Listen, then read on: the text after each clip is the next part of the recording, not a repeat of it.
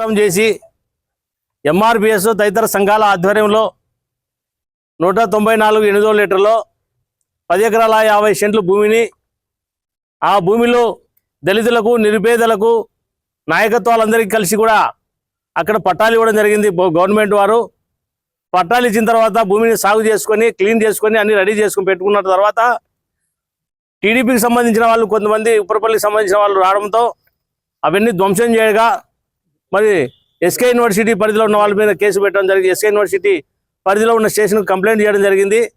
తిరిగి టీడీపీ పార్టీలో ఉన్నటువంటి సునీతమ్మ గారు లేదు ఇక్కడ పట్టాలు అక్కడ వేసుకోండి మీరు, మీకు అభ్యంతరం లేదు, మిమ్మల్ని మేమేమి ఇబ్బంది పెట్టలేదని చెప్పి సునీతమ్మ గారు స్వయాన మేడం గారే పట్టాలు అక్కడ మార్చడం జరిగింది. గతంలో మార్చిన తర్వాత పట్టాలు ఇష్యూ చేసిన తర్వాత అక్కడంతా శుభ్రం చేసుకొని క్లీన్ చేసుకొని వేలాది రూపాయలు ఖర్చు పెట్టుకొని క్లీన్ చేసుకున్నటువంటి స్థలంలో తిరిగి వైసీపీ గవర్నమెంట్ వచ్చిన తర్వాత అవన్నీ ధ్వంసం చేసి మరి పొక్కులైన్ పెట్టి తీసేయడం జరిగింది.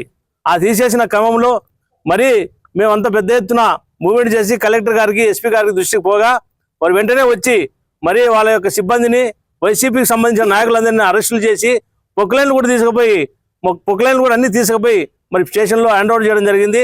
గత మల్లికార్జున వర్మ సారు డిఎస్పీ గారి ఆధ్వర్యంలో జరిగింది ఆ విషయాలన్నీ కూడా.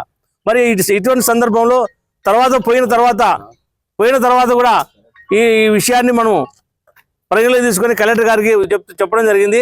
గతంలో కూడా కలెక్టర్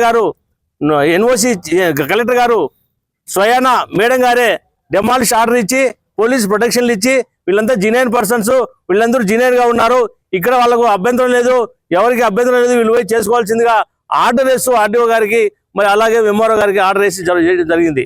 మరి ఈ విషయంలో మరి వెంటనే మరి సర్వేర్ గారు వచ్చి కొలతలేసి వాళ్ళకు హ్యాండ్ ఓవర్ చేయాలని చెప్పి తెలపడం జరిగింది. ఇలాంటి విషయంలో సర్వే గారు లేట్ చేయడం వల్ల తిరిగి మరి గవర్నమెంట్ ఎలక్షన్స్ రావడంతో నిలబడిపోవడంతో తిరిగి ఇప్పుడు ఉన్నటువంటి పార్టీలో ఉన్నటువంటి వైసీపీ గవర్నమెంట్లో ఉన్నటువంటి వాళ్ళు కొంతమంది వ్యక్తులు వచ్చి నేరుగా మరి జనసేన పార్టీలోకి పోయి జనసేన వాళ్ళతో మాట్లాడుకొని జనసేన వాళ్ళని తీసుకొచ్చి మరి వాళ్ళతో కొంతమంది అమాయకులు ప్రజలను తీసుకొచ్చి జెండాలు చేతులకు ఇచ్చి ఆ జనసేన పార్టీ జెండాలు మా యొక్క ఎస్సీస్ ల్యాండ్లో మాకు పట్టాలు ఇచ్చినటువంటి భూమిలో పాతడం జరిగింది, కొట్టాలు వేయడం జరిగింది. ఈ విషయాన్ని మరి కలెక్టర్ గారికి ఎస్పీ గారికి దృష్టికి పోగా వాళ్ళు కూడా నేరుగా అక్కడ పోయి వెంటనే తొలగించండి, ఇవి గతంలో పట్టాలు ఇచ్చారు, ఇది అన్యాక్రాంతం చేయడం నేరం, ఇది చట్టరీత్యా నేరం అవుతుంది, మీరు ఎలాంటి ఇది దాన్ని ఇక్కడ తీసేయండి అని చెప్పడం కూడా జరిగింది. అయితే కూడా వాళ్ళు జనసేన పార్టీ పేరు మీద పెట్టుకొని వాళ్ళు కొంతమంది వ్యక్తులు మరి పార్టీ పేరు మీద మా యొక్క మాదిగల హక్కులు మాదిగల్లో ఉన్నటువంటి పట్టాదారుల మీద జనసేన పార్టీ వాళ్ళు జెండా చేయడం అనేది పార్టీకే అది అవమానకరంగా మేము ఫీల్ అవుతున్నాం.